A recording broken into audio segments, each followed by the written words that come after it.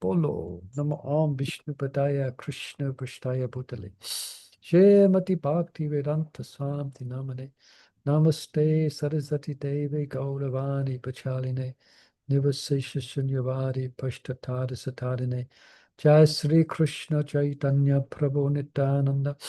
Shri Advaita Gadadhar Shiva Sari Gaura Bhaktavinda. Hare Krishna, Krishna Krishna, Hare Hare. Hare Ram, Ram Ram, Hare Hare. Gaura Premanandi, Hare Bo. So, does anyone can give us some insight into what we discussed last week? Hope you don't mind, I'll put you on the spot. Let me just get it. I'll give you a clue. Here's the title. This was last week. And we just had one slide to finish on this chapter 2, but I thought in today's discussion we go straight to chapter 23, because the last slide, more or less, we did cover the points in the discussion. So can anyone give us any indicators of where we went with this chapter? Hearing about faith. What was the main theme?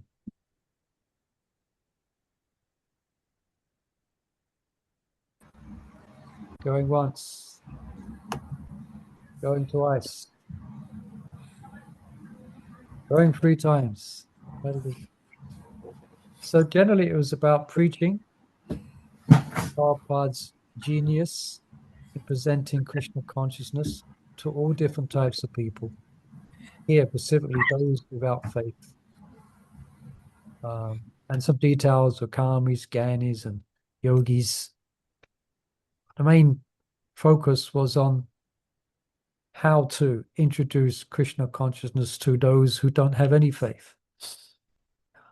And what was some of the strategic ways that we can do that we discussed? Very strategic ways of how to create faith in people who don't have faith.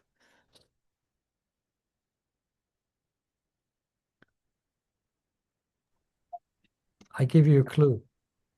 Prashadam. Prashadam, but here's another clue. Harinam. Harinam. Harinam, or the Sankirtan movement, Prashadam, etc.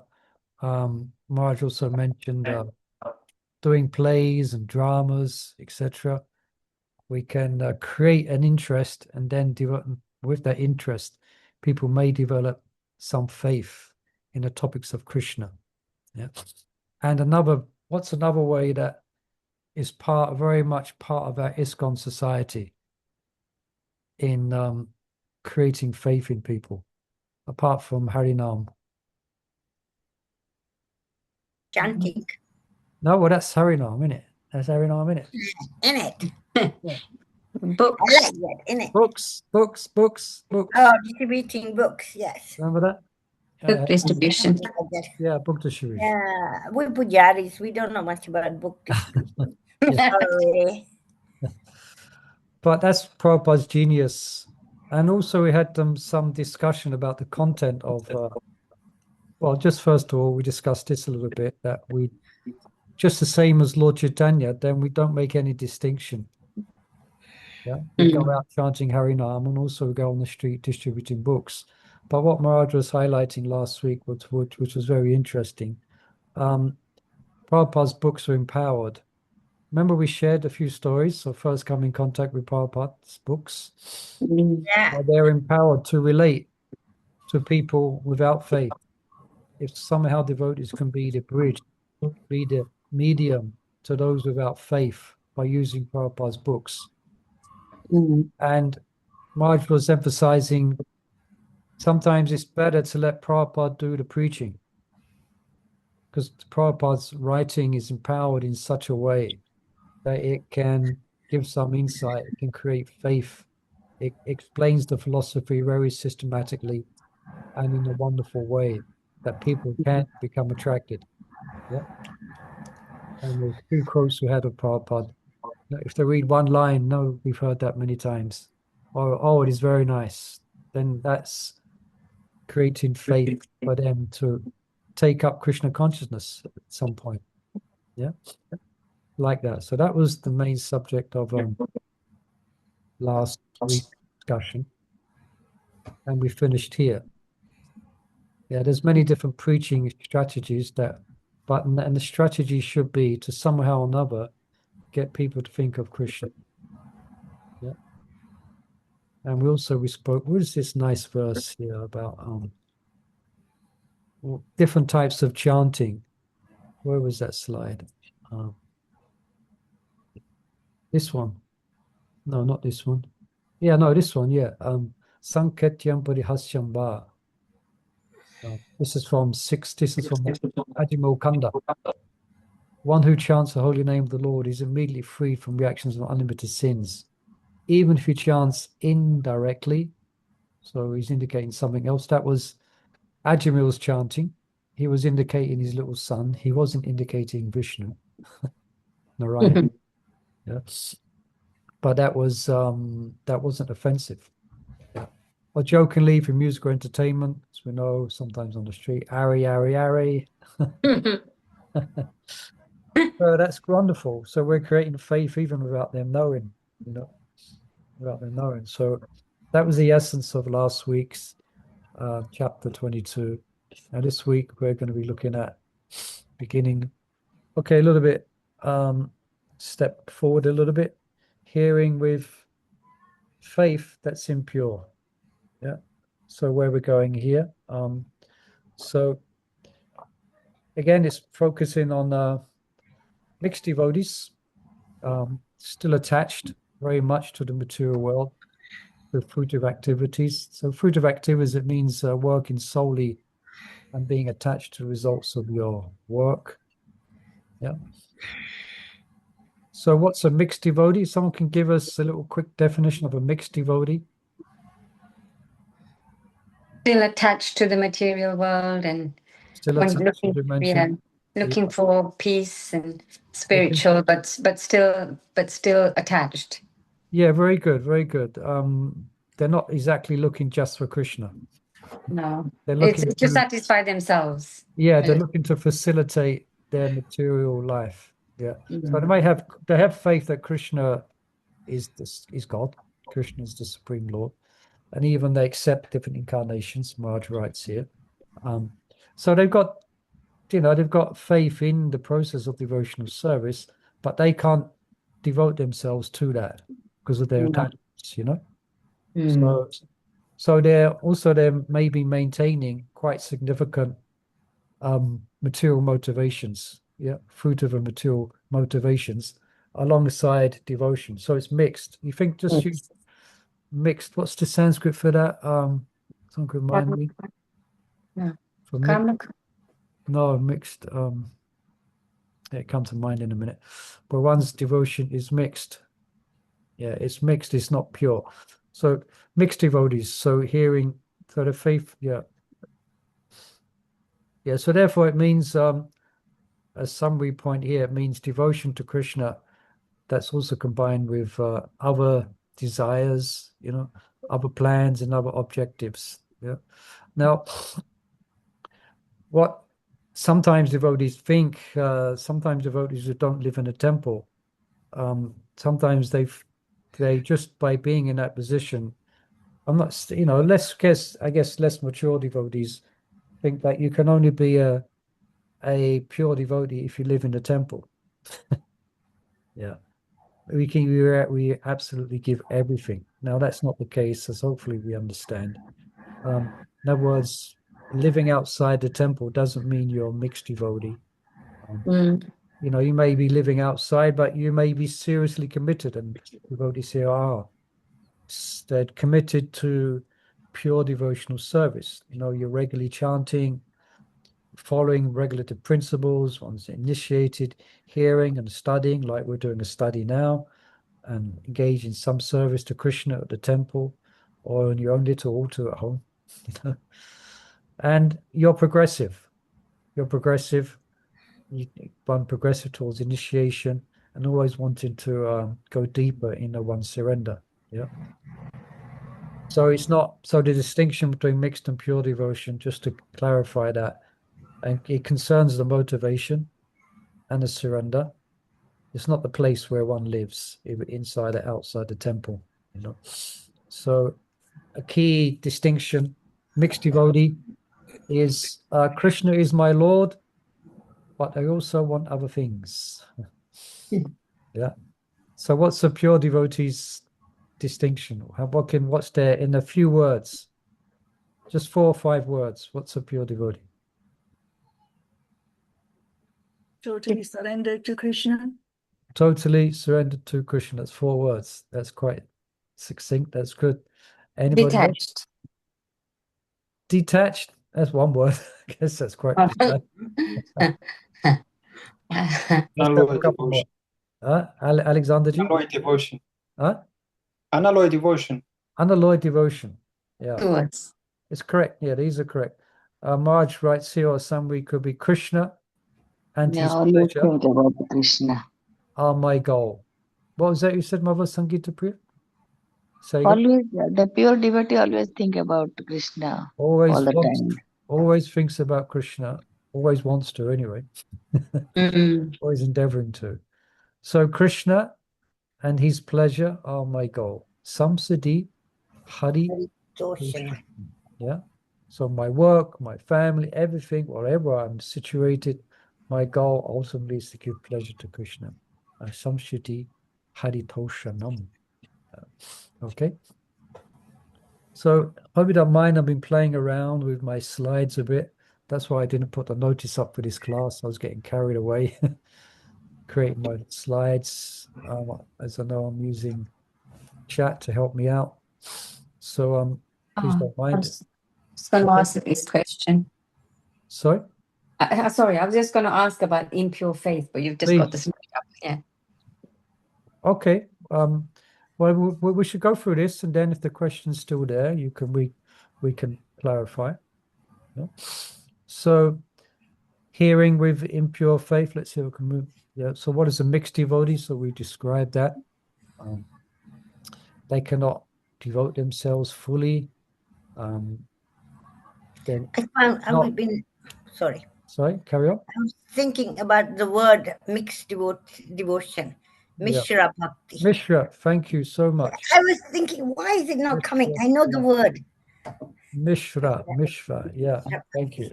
That's it. I can sleep tonight now. I was thinking. Mishra Bhakti, yeah. Mishra, yeah. So again, we've covered this. Pleasing Krishna is not the only goal. They want to also fulfill their material desires. Remember we mentioned this week, is Krishna the most important thing in your life? Yes, no, he should be the only thing in your life. Yes. Most important thing. So Marge brings out here, as he does, he speaks quite,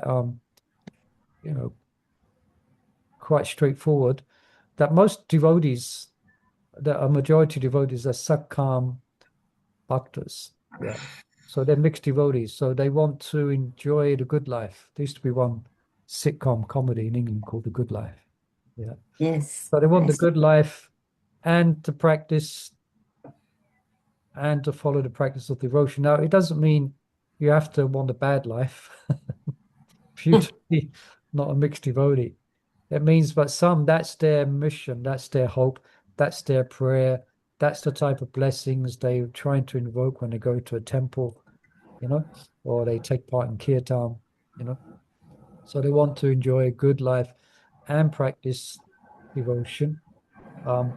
Nothing wrong with that in one sense. It's the beginning stages of devotion. Eventually one will get purified. Yeah. So a few detached souls, nishkam, bhaktas. So they work independently of Krishna's direct service. So, but they sacrifice the results of their work. Yeah? So sakam bhaktas and nishkam means there some detachment is there. They're not just working for themselves. They're actually working and sacrificing some of the results to Krishna for his pleasure. Yeah. So then we go down a bit.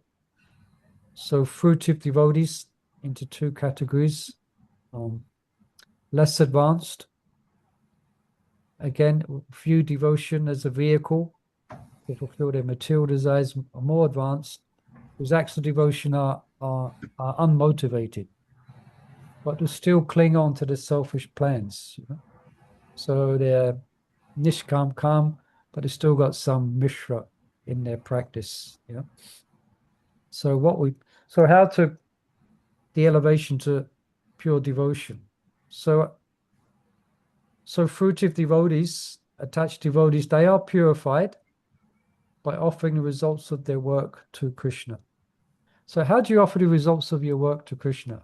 How is it practically done? We mention it a lot. I mean, say if you don't work. Yeah, that's How do you, if someone says, how do I offer the fruits of my work to Krishna? How would you advise them? whatever you get, just accept it. Because it's Krishna's plan. Okay, yes, but it needs a bit more than that. Wherever you do any activity, even cooking or anything else, it's still classed as a offering to Krishna. So I guess everything you do just in mind and to offer to him. Yes, But what about sustaining yourself? well, that's obviously you have to do that, otherwise you can't render devotion. You have to sustain your material situation. But actually, doing your best, believe results to Krishna. I'm thinking but all this is kind of it's good, but it's like not saying that mental isn't a mental platform, but it has to be, you have to do something very specific. Do your duty? Offer prayer. Offer prayer. Before going to the bed after the long day. Sorry, pray something to the Krishna. Pray to the Lord after a long day. Yeah. That's a good idea. Then before going to the bed in the night, pray to the Krishna and offer all the activity to the Krishna. Yes, that's right. But you have something is in the somewhere to recite the sloka and offer all the activities of the day to the Krishna. Yeah, I'm looking for something else. I feel like say whatever you say, my Rajbog think. The first thing, the prayer is that you're the instrument in your spiritual master's hand, and whatever you perform is through your spiritual master. So everything for Krishna through your spiritual master. Yeah. Well, what I'm trying to get at here is that what's the result you get from work? What's the results that come? Lakshmi. Yes. Oh, pleasure. You have to give the results of your work. I mean, these are correct, what we've been saying, like we acknowledge Krishna's grace in our lives for providing for us, but actually it's good to actually give something to Krishna, and that means giving the fruits of your work, which is often Lakshmi. So you're giving some percentage to Krishna. Now that also may mean that you have your own worship at home and you're spending it on Krishna directly. You're offering him prasad and you're spending your money on that, So dedicating your results of one's work to Krishna.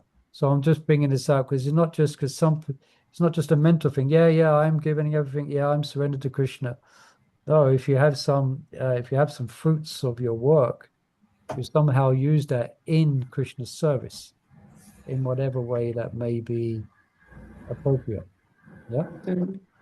Yeah, supporting temple, like I tend to support New Mayapur. It's always struggling, things like that. So you do like your monthly donation or something like that, or Gurukul, supporting. There's so many projects in ISKCON, and you could say that ISKCON only runs by devotees who are doing this, giving the results of their work to different projects, and that then becomes a sacrifice, and therefore their work becomes a purifying agent.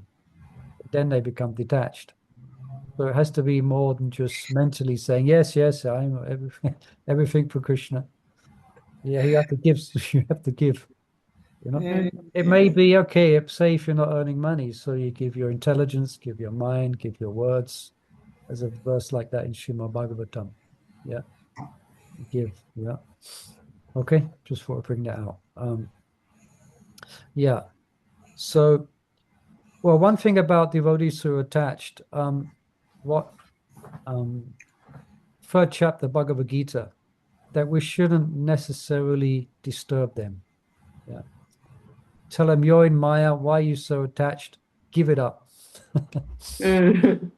Bring a bit, you know, you may not say exactly, it may be subtle where you try and do it. You kind of make them feel bad about what they're doing, you know.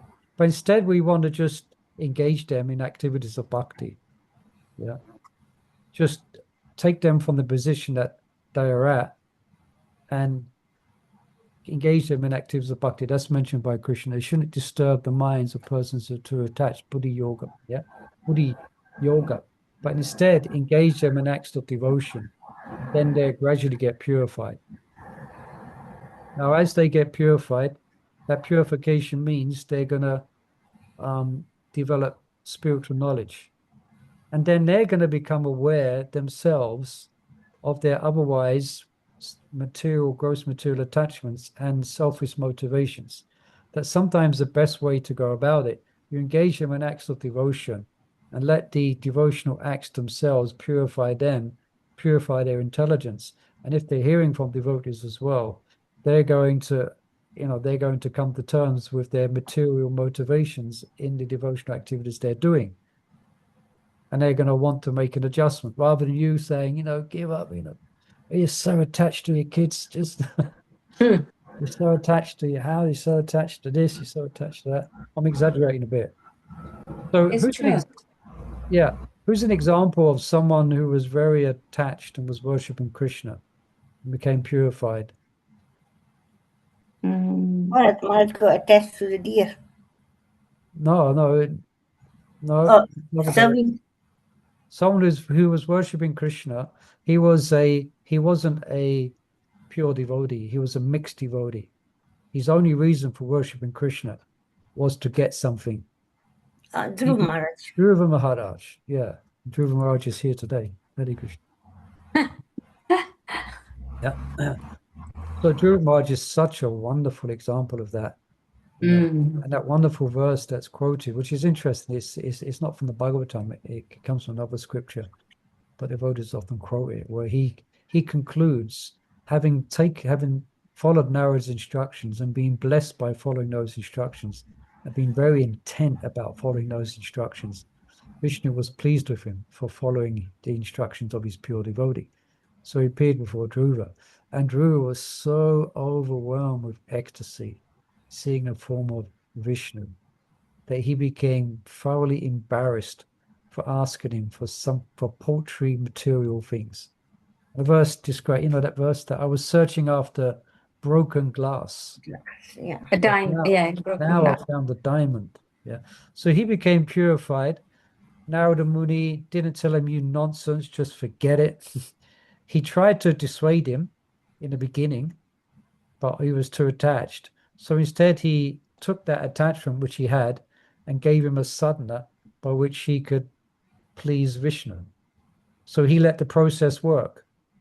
He let that process work and it had its effects. So in a similar way, But Dhruva Maharaj was a little boy, and I think that came about because he was so upset that he wasn't accepted by his dad. Was that an attachment? Yeah, he was materially attached. He was offended. So it means he was kind of, he was acting on the bodily concept of life. He was because he was overly insulted. hurt. Yeah, he was hurt. So that means he's in material consciousness. He's identifying with his body, etc. But his mother gave him good advice. You should go to the forest to see. Only Vishnu can help you. Sorry? I'm a bit confused when he came back and he saw his brother was killed. Then he went out and killed all these. Yeah. Yeah. So Yeah. then I was thinking that he's met Vishnu. He's seen him. Yeah. He's purified. So then why? Yeah, Yeah. that's interesting. That was He got so something angry. I couldn't figure that out. You know. Yeah, he Yeah. kills hundreds of thousands Yeah. his tribe who killed his brother. Till yeah. Prabhupada in the purport there, I think it's there, he says it is a misconception that devotees do not become angry. Sometimes devotees become so like he became angry, you know, and he was killing thousands of yakshas. I think it was the yakshas who Yakshas, killed yeah. his brother, you know. Hmm. So Well, they're like demons. That's why. yeah, no, he was just angry, his brother being killed, and he had Mm. taken darshan of the Lord, so we can conclude that he was Because he was a purified. Kshatriya, right? Kshatriya Yeah, spirit yeah, was there. you could say that he had Kshatriya blood in him, but when I think Lord Brahma came and spoke to him, Yeah. then he heard and he understood. Okay, Oh, yeah. I've gone over the top here. I've gone overboard. No, I've gone overboard, and let me control myself. So when he heard good direction coming from Brahma, I think. But it's interesting there, Prabhupada mentions it's a misconception to say that sometimes devotees do not become angry. Yeah. So devotees come in all shapes and sizes, you know. So yeah, is that okay, Mother Chandravali? Yeah. Yeah, I was so, like thinking about that the other day, and yeah. Okay. So a transition from mixed to pure devotion, it comes through regular anasta padeshu patreshu nityam bhagavata sevaya, regular and systematic infusion, Maharaj says, of transcendental knowledge. That's the directions on the medicine bottle that's coming from the parampara. It's regular and systematic, not just unsystematic. Oh, wait, okay, I might do some chanting, I might do some reading, I might do some seva.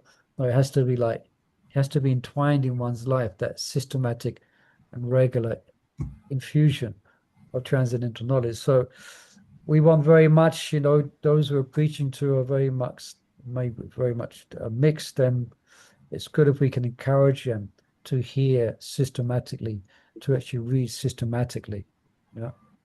So the more Marge mentions as well here that the more our devotional practices, again, this word saturated with transcendental knowledge, the more those activities become more powerful and have a purifying effect.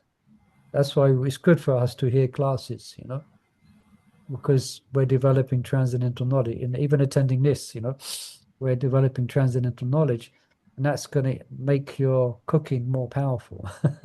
We're making garlands or whatever service we're doing, because intelligence is infused, yeah, and it makes it more powerful. So it's kind of a cycle.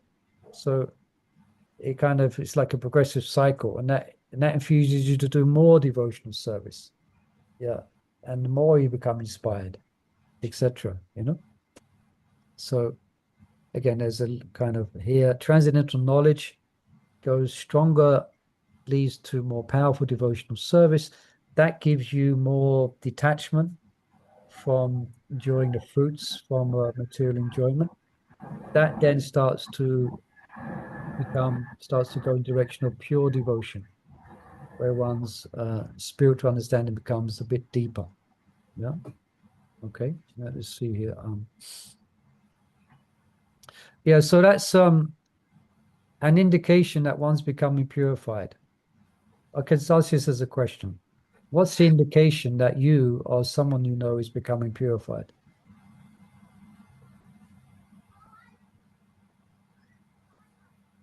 What was the question, Prabhu? What's the indication that we're becoming purified, or person or people becoming purified? It's a bit of a trick question because we've just been discussing it just now. I'm just trying to look for a synopsis of it.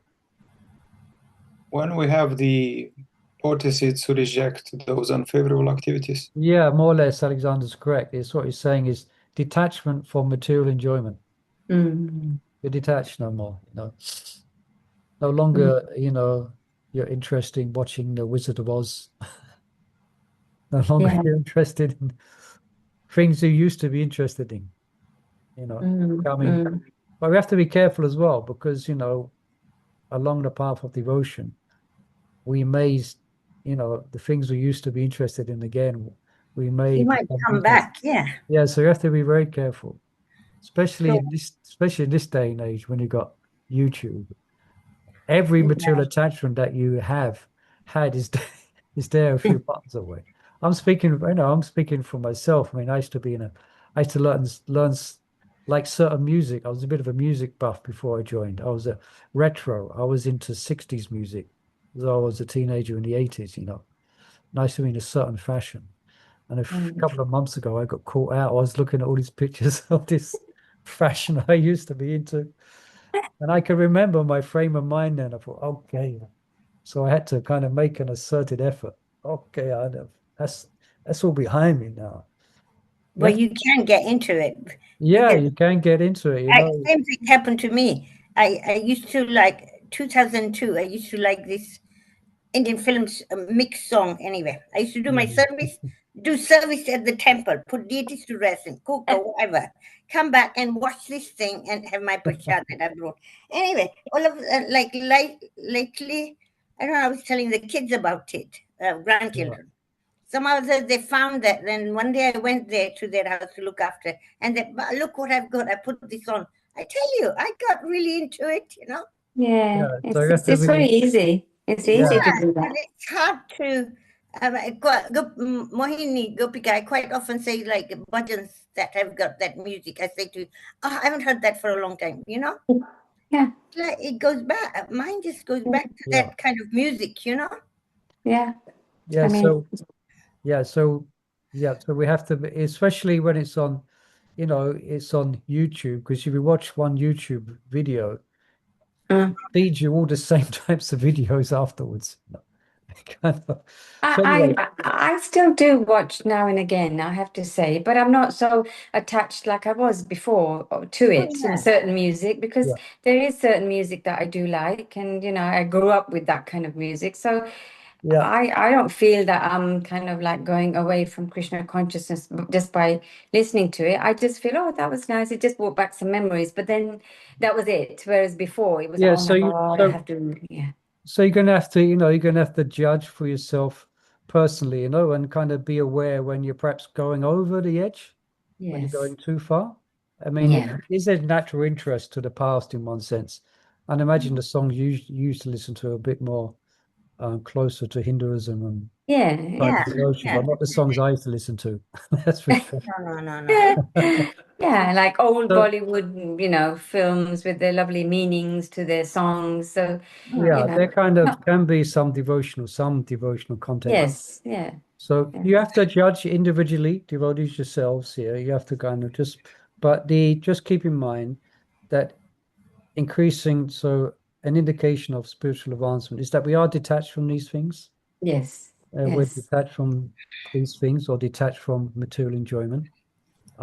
Watching the news, I used to love watching the 6 o'clock and 10 o'clock news, and now I'm like, whatever, who cares what's let it happening in the go world? on. Let the And it's world not go going to on. affect me.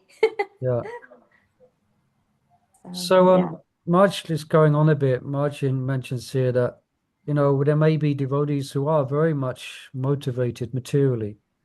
And you could say Marge mentions by the mode of passion. But you don't want to chastise them and discourage them. Yeah.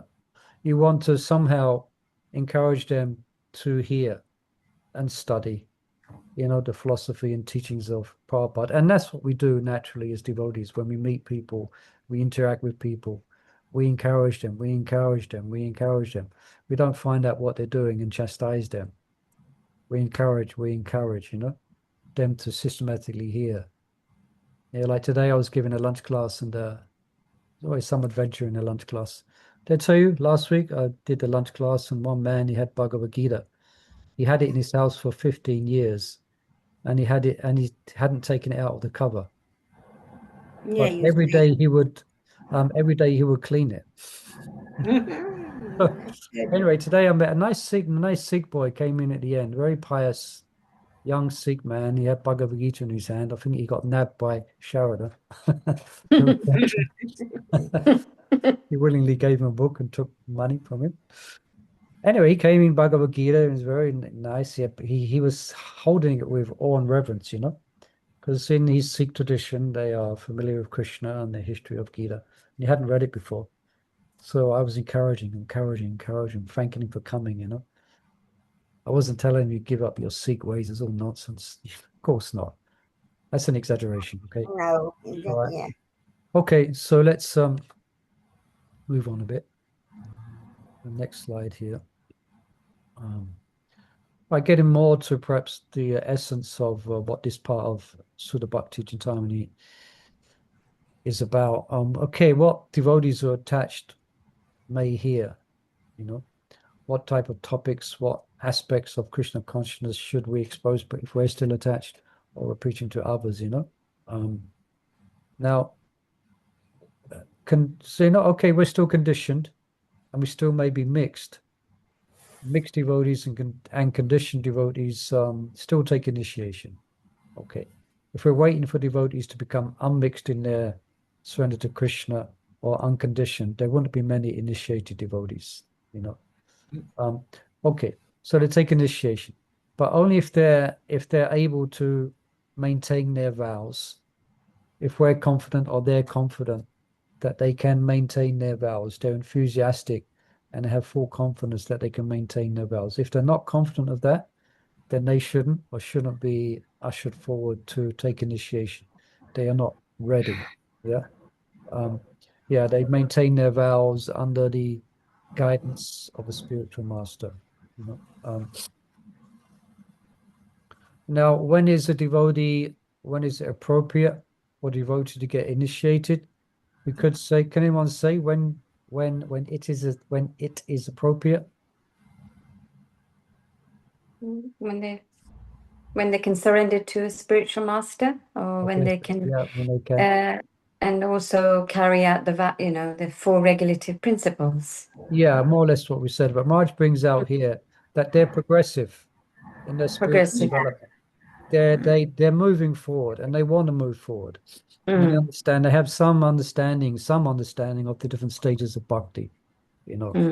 So they're increasing their knowledge. They're reading Bhagavad Gita, they're reading Srimad Bhagavatam, and they're becoming more from that, they're becoming more detached. And they can maintain their vows, and also important that they're steady in their devotional activities. So it shouldn't be done prematurely. For example, for those who are tenaciously, you know what the word tenacious means? It means they're hanging on to material attachments. Yeah. They don't show much, they're not show much interest about going forward.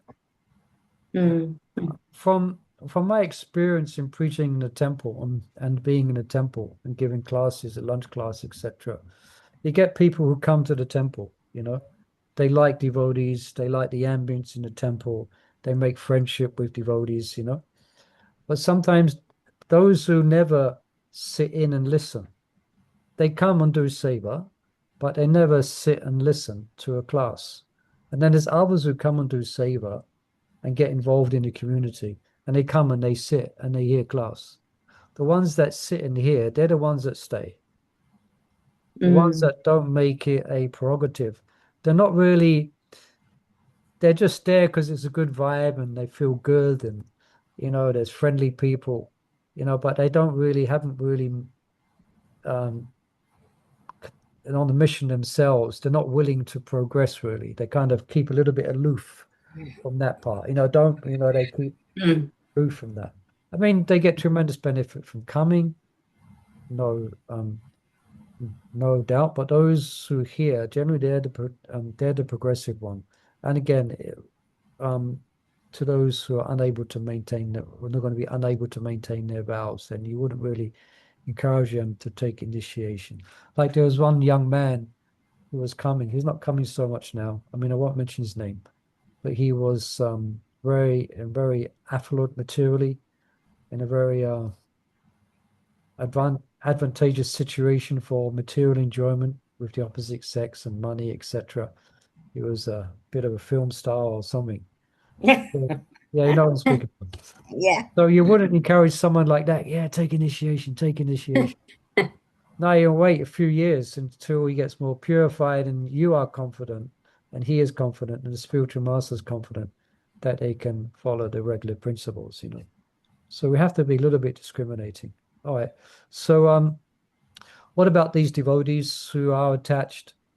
They're, you know, they're maintaining material attachments to like one degree or another. What should they hear? They should understand subjects that establish their understanding of Krishna's, Maharaj mentions here, supremacy, majesty, and absolute proprietorship. You understand? So we're looking at Bhagavad Gita, like, so subjects which we may encourage them to hear is about the Lord's incarnation. So we're looking at the first 9 cantos of Srimad Bhagavatam. Yeah. Krishna's Aishvarya pastimes, majesty of and opulence. Yeah. The Mahabharata, for example. Yeah.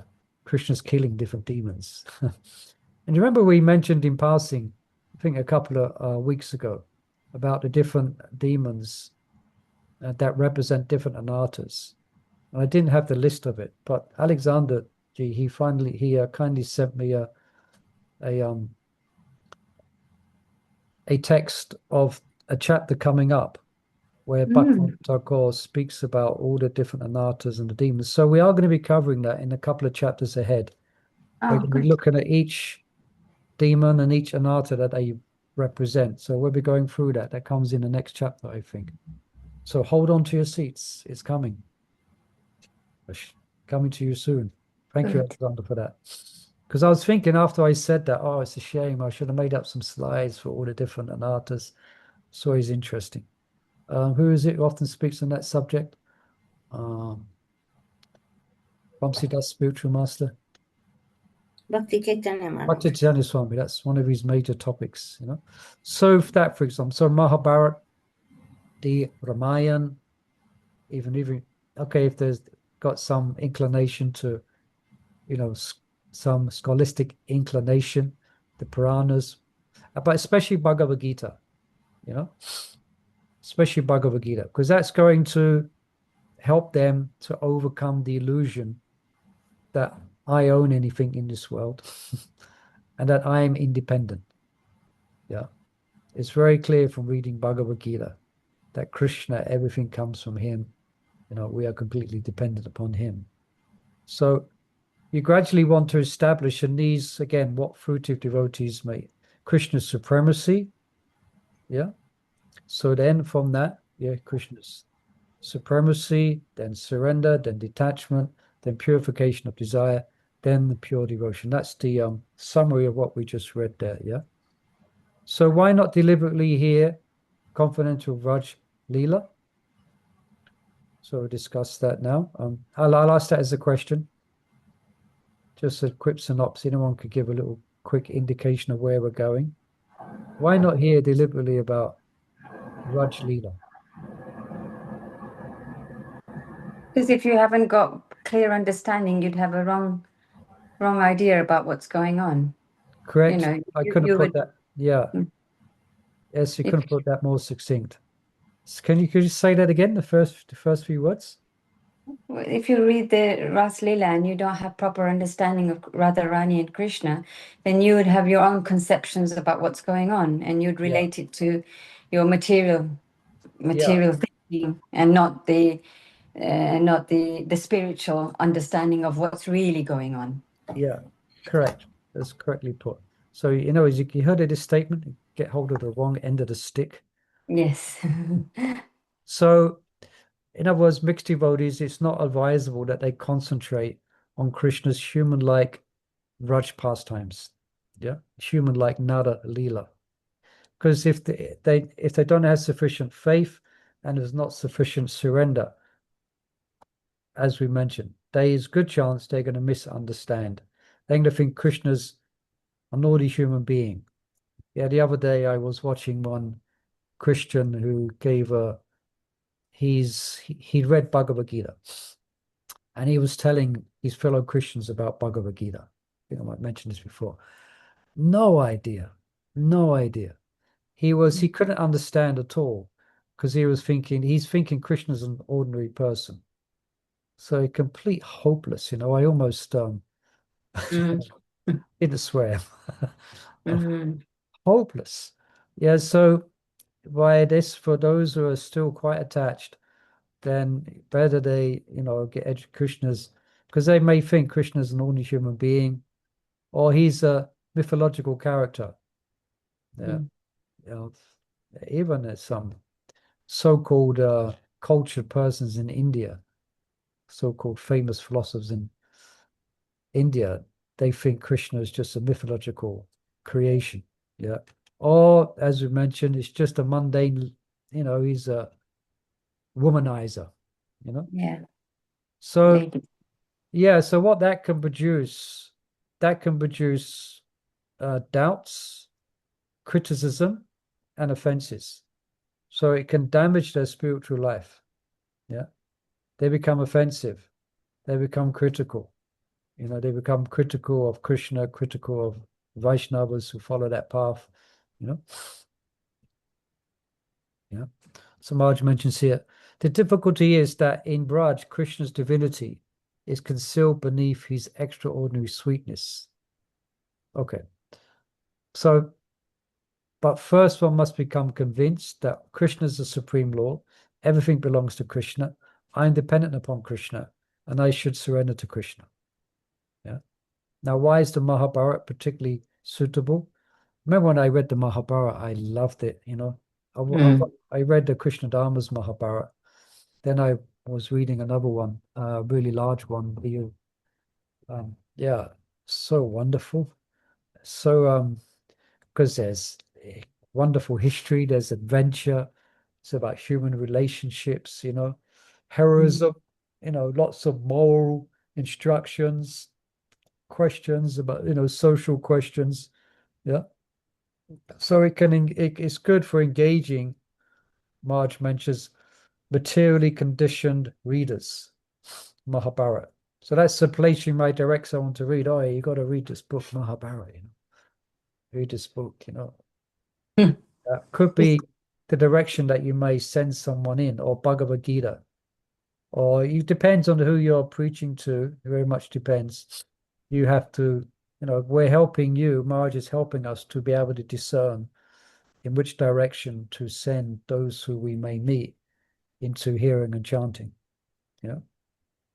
Now, even though, okay, the reading Mahabharata and in the Mahabharata, there's time check, 10 to 7, there's a Bhagavad Gita, So they will get purification through that contact of Krishna. And as you know, the greatest treasure in the Mahabharata, it's brilliant how Bhagavad Gita comes right when everyone's attention is completely focused. The war between the cousin brothers, the Kauravas and the Pandavas, it comes to a head in that battle. And right at the beginning, who's going to win that battle? There's so much politics that goes on behind the scenes before it.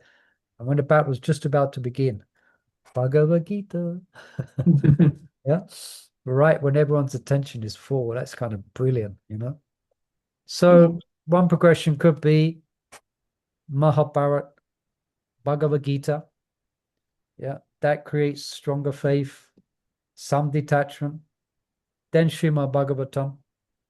Yeah. Okay.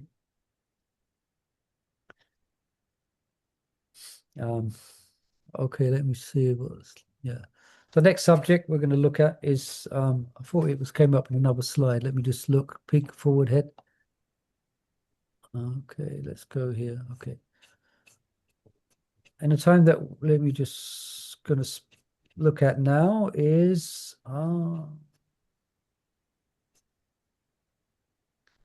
chanting and bhajan. Okay, what about chanting? Okay. So again, mixed devotees definitely should chant Hare Krishna. Yeah.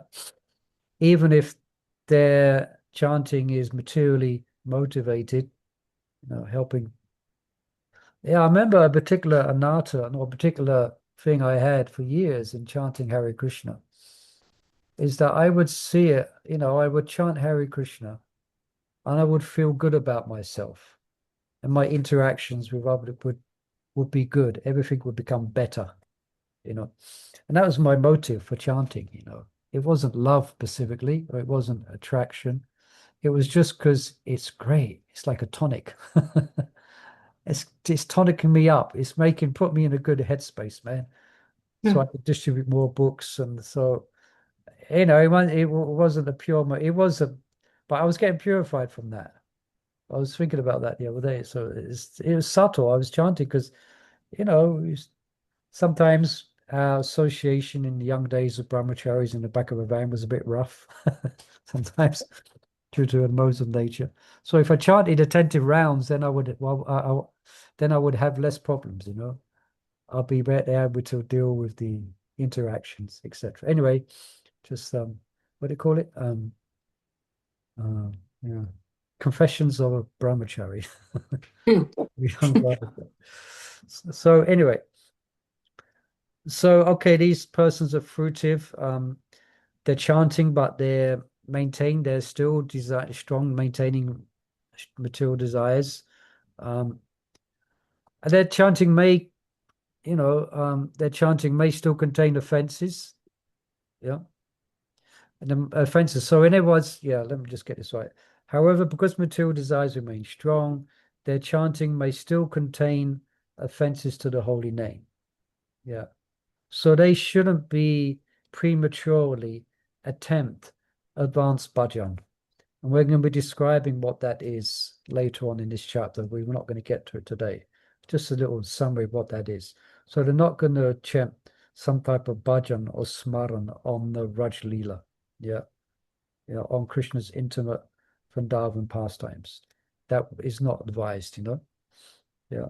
So instead, they need to be enriched with knowledge, detachment, and engaged in service, and also surrender. Yeah.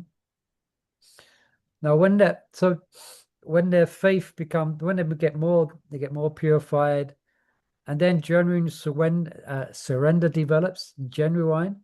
Like I read in the purple today for the lunch class, 9:13,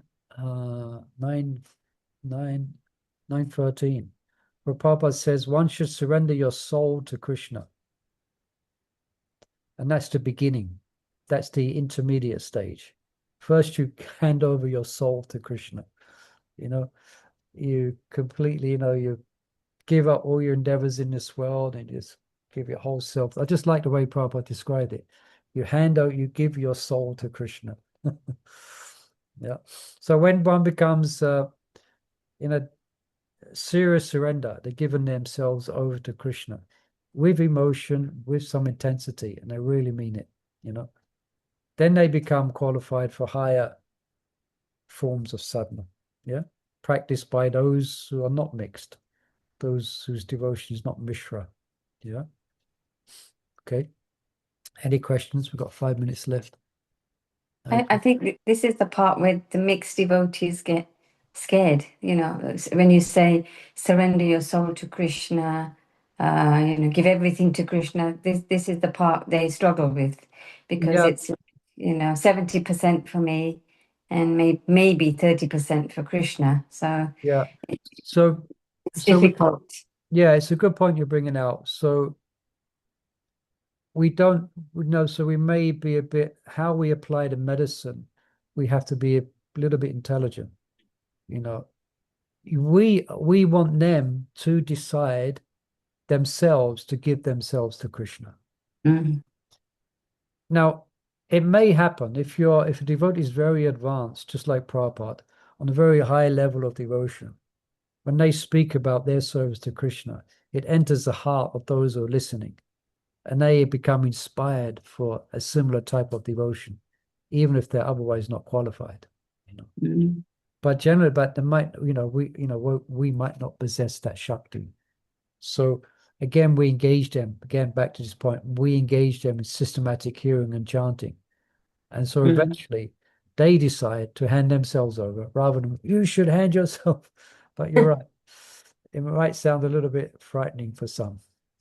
So I got into it a bit in the lunch class, and not too much for that. Nothing like that's such a good thing to hear on a Thursday afternoon. Give your soul to Krishna. Yeah. Yeah. So let's just look at this in a few minutes that we have. We've got 4 minutes. We might continue this next week. Try and make sense of this. I've got to make this slide a bit bigger. This time we make it bigger, it'll be 7 o'clock. Okay, so you can see it. All right, this is an interesting discussion. I remember this discussion from the last time we went through Bhagavad Gita, through Suddha Bhakti Cintamani. So, all right, you got two types of persons, mixed devotees and pure neophytes. So we got that. So here, what we mean by mixed devotees, their character is good. In other words, they're brought up perhaps in a pious background. Perhaps some sattvas there. They may even know Sanskrit. Like today, I asked in the lunch class, can anyone, after I said the verse, I said, does anyone know Sanskrit? And one person put their hand up. Yeah. They may be familiar with temples and the culture and the tradition. They may have some knowledge, their experience, and they're cultured persons and they're culturally trained. They're polite. They know sadhus. You go like that when sadhus come, and respectful. But they struggle to surrender fully. They don't become bhaktas. They don't become initiated. But then you got the pure neophytes, as my terms here. So they don't come from such a background. They have no knowledge, perhaps, of Vaishnava. I mean, I had zero knowledge of Vaishnava culture when I joined the temple, absolutely zero. Significant conditioning, coming from, the struggle maybe with sense control. Yeah, again, I was listening. Everyone get a chance, you might listen to this podcast done with Ananda Nitai, not Ananta Nitai, but Ananda Nitai, our brahmachari. And he does his podcast with Vince. His name's Vasudev. He's black, Vasudev. And he tells his story. And it's good because I was encouraging him to tell his story because he told me a few clips of it in the past. He comes from such a background, the man. Crack addict, this addict, burglar, prison. Danny all. Other things, and he tells how he came in touch with Krishna along that path, and he was coming to the manor, and then he relapsed again into crack addiction. But now he's a wonderful Vaishnava, a soft-hearted, pure-hearted soul, So if you see that around, you can watch that. It's in 2 parts, So he might be in this category, for example. Despite that, they respond to Krishna's call to surrender. Yeah. To come from a Western background, you hear the Bhagavad Gita, you can see devotees. Yeah, like we have our brahmacharis, they probably come from this background, and they surrender to Krishna, They strongly desire to serve him. They have pure faith in the principle. So the first category, see, they have mixed faith. And then and those who have pure faith, like that. What's the time? 7 o'clock. So we'll continue this discussion next week. It's an interesting discussion because Maharaj brings out here sometimes senior devotees may have reneged on the platform of pure devotion and they become fruitive devotees, and then they come across young neophytes who may be following or have more surrendered than what they are. Anyway, we'll get into that discussion next week, okay? All right, and it's I'll show you a few more slides coming up next week. The etiquette between, not a whole study on Vaishnava etiquette, but how do these two types of devotees interact with each other? How should they interact with each other? So we'll look at that next week. A few quotes from Prabhupada, and hopefully we'll look at this next week as well. Just an introduction to what does it mean to systematically worship the name. Okay, so thank you, dear devotees. Thank you for your kind attention. And I hope this was of some use and some inspiration for your preaching and for your spiritual life. And please join us next week and we'll continue. Okay? Thank you. Hare Thank you so much. Hare Krishna, Prabhu. Hare Hare Krishna. Krishna. And a couple of devotees mentioned that I didn't post up last week's video, so I'll do that tomorrow, okay? Last week's class is up, and I'll do it. Jai Haribol. Hare Krishna. Hare Krishna. Krishna Krishna, Hare Hare, Hare Ram, Ram Ram, Ram Ram. Hare